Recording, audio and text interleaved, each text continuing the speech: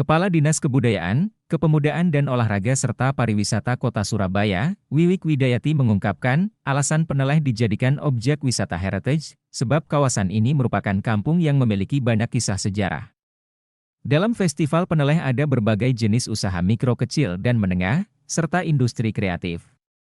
Mulai dari UMKM makanan dan minuman, handicraft, juga ada industri kreatif berupa kesenian dan sebagainya.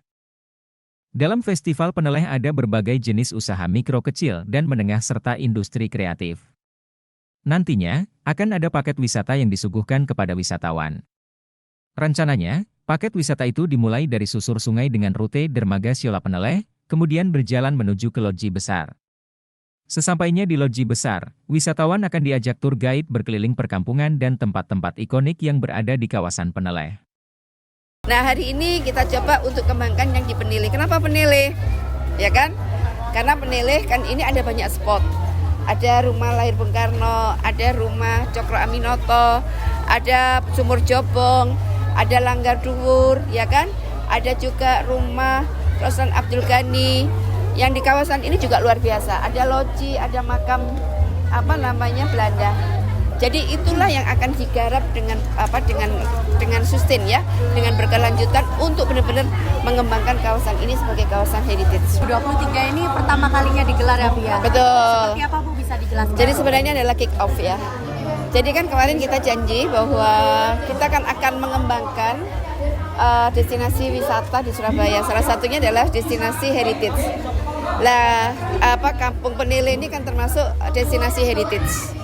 Dan itulah yang benar-benar kita kuatkan. Dan ketika kita bicara tentang festival ini kan trigger ya, bagaimana kawasan ini benar-benar nanti bisa mengungkit ya pergerakan industri pariwisatanya di sisi wisata heritage-nya, dan tentunya harapan kita adalah di sisi dongkrakan untuk pertumbuhan ekonomi. Inisiator komunitas Begandring Surabaya, Kuncarsono Prasetyo menyampaikan hal senada, bahwa Festival Peneleh 2023 adalah sebagai pemicu, menjadikan kawasan ini tempat wisata heritage. Dalam kesempatan ini, komunitas Begandring Surabaya berkesempatan untuk turut serta dalam perancangan wisata heritage Peneleh dalam jangka 5 tahun ke depan.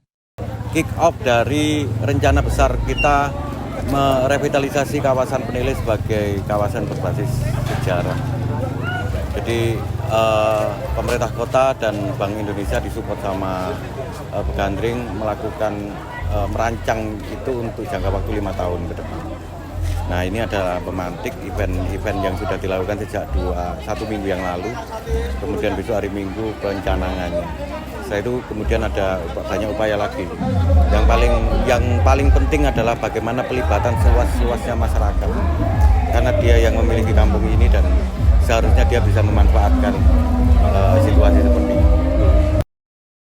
Pria yang akrab disapa Kuncar itu menyampaikan, rancangan besar di kawasan Peneleh ini terdapat 2 program pengembangan, yakni pengembangan fisik dan non-fisik. Contoh pengembangan fisik adalah revitalisasi dan pemugaran beberapa situs bersejarah, termasuk salah satunya adalah makam Eropa yang ada di kawasan ini. Stadi Setia, Surabaya TV.